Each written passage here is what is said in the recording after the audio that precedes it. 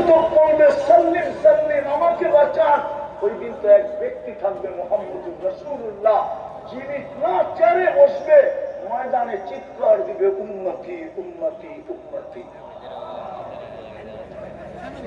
আজকে ওই রসুলের আদর্শ আমাদের ভিতরে কোথায়? আজকে সবচেয়ে বেশি শক্ত হয়ে গেছে ওই হাদিস।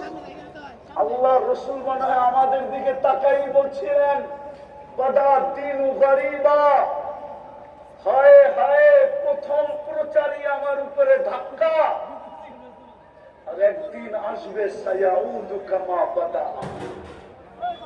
বাদা দিনু গরিবা, আমার অস্তিত্ব ধাক্কা দ্বারা শুরু হয়েছে, কিন্তু একদিন আসছে এরকম যে আমি থুতু মাটিকে আল্লাহ করতে দেয় নাই কেউ, আমার থুতু পর্যন্ত মানুষ হাতে নিয়ে গায়ে লাগাইছে, কিন্তু একটা দিন আসবে আমার উম্মতের কাছে আমার আদর্শ